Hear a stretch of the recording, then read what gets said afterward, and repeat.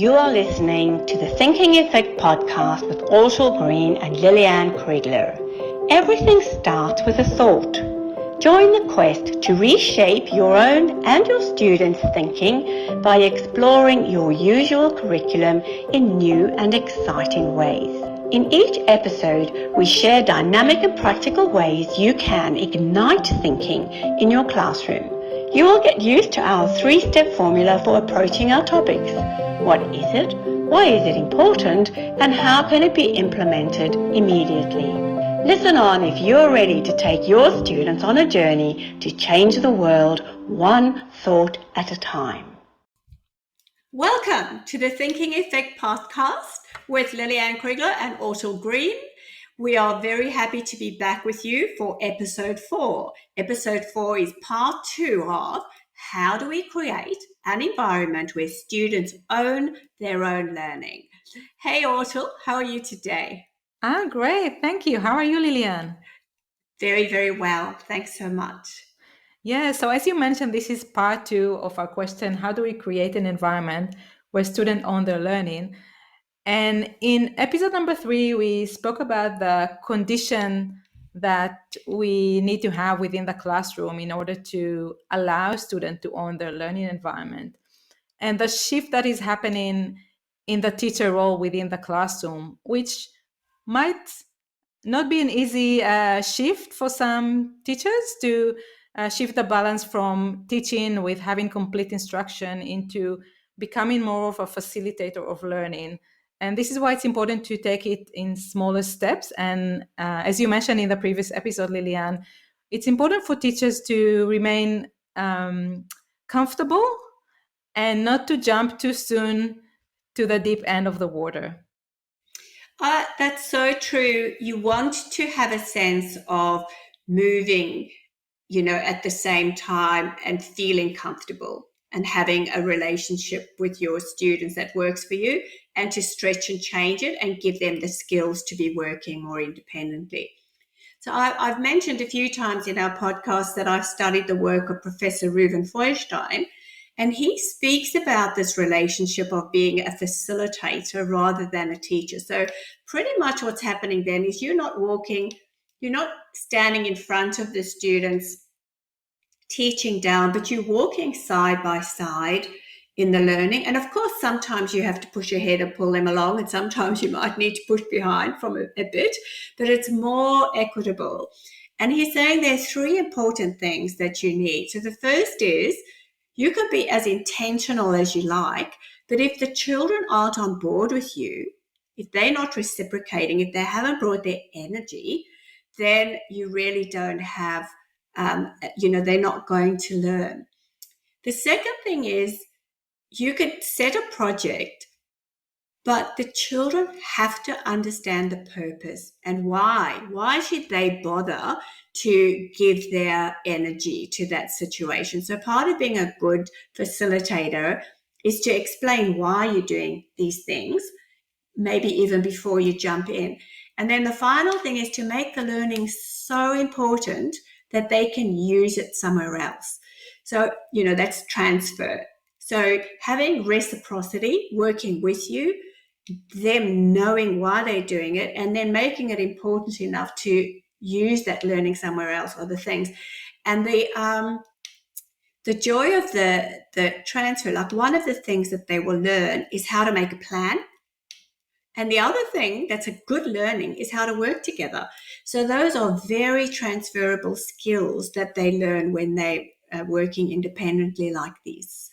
Absolutely. And you touched on very important points, Lillian, because I think as teachers, when we come up with a project or inquiry question, we need to make sure we make it relevant for the children so they can relate to it and it's relevant to their own world and not something that is so far away from them that it's not really interesting, and therefore they won't have that internal motivation to learn and explore that topic.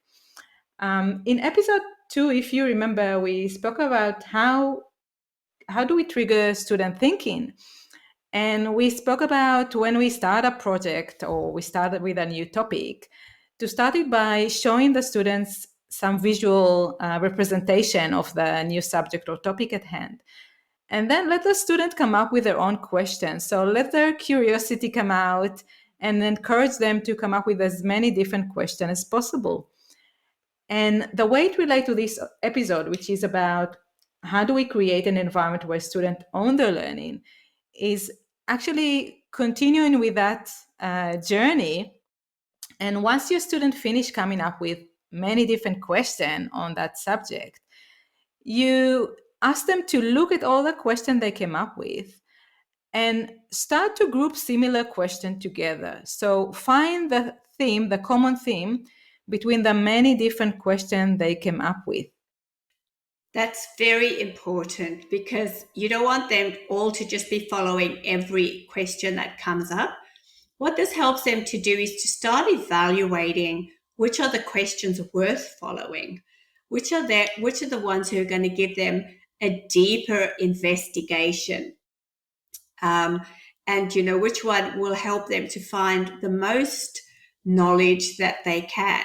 It's about finding really rich questions, and if they're putting them together in themes, then they can decide which theme they want to go with first, and then they can percolate upwards which is the most significant question.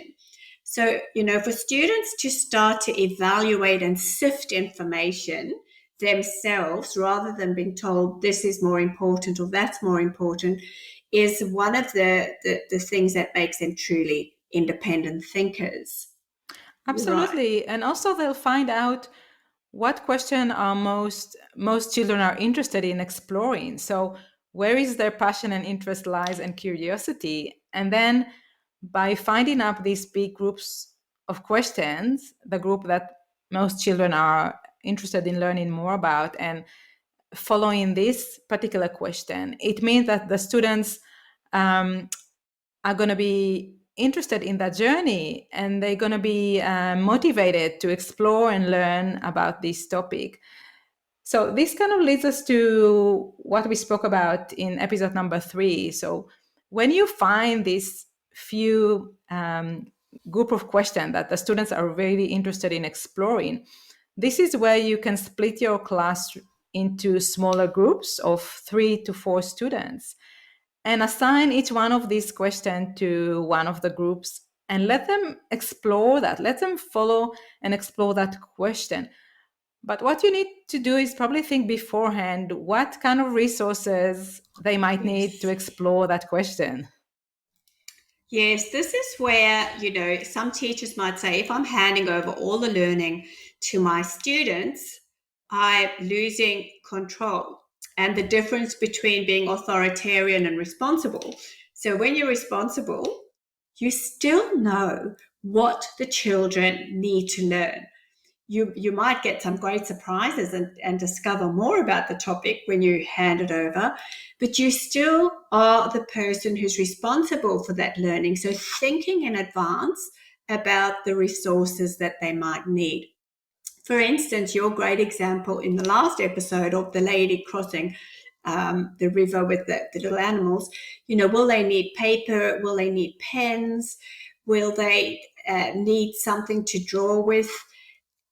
There are lots of things that you can think of, and have you set up the space prior so that you do that little transition in the smoothest way possible. So designing the space, designing the time, and then offering the resources is really important. So you're still responsible for all that, but we're doing it just in a way that's much more inclusive in the classroom. Absolutely. And if you are concerned that maybe they'll need some resources and you're not sure whether you'll plan, how to plan for all of that, you can maybe let them continue that research on a separate session. So finish the session where the students group the different questions and finding themes, and then give yourself a time to plan before the following session where they actually explore each question. So you have enough time to think what kind of resources they might need. And you also pose the question, you can pose this question to your student, ask them, okay, you are going to explore this question. How are you going to do it? What will you need? Are you going to need will you need computers to research that question? Do you need to speak with other people? What do you think you need in order to explore this question? And that could do in order to reach that goal. That's right. And that's just raising the level and the scope of independence over time. You know, sometimes when you ask students the first time what they need, they might not even know because they haven't had the opportunity to explore and understand the value of particular resources. But as they work with them, they become more in tune with what they need and how they want to explore and what are the qualities of different resources and how they can help them with their learning. So as you mentioned, you know, you're never going to accomplish this within one lesson or even across a few lessons. It becomes a way of thinking over time for yourself and a way of thinking for the students. And it becomes a much more equitable enterprise as you go along. And that's what we're wishing for. You know, we're giving you small bites, but we're hoping over time that there's some real shifts and transformations that you will find you love when you work with your students. Yes, absolutely. And just to add to this point, because there are many different ways to research something, I mean, it's not just searching online. Your student need to be familiar with a different type of researches so they can choose and understand what is relevant to what they need to do at the moment. Sometimes it will be more appropriate to interview other people about a particular topic. Sometimes it will be more appropriate to observe what other people are doing, or maybe research online or read something in a book. So your student need to be aware that there are many different ways to perform research and gather information. And in order to learn and to identify slowly what are the right research method that they need to use for that particular task. And sometimes they'll need to combine different methods of research. I love this. I think it's a great topic for another podcast.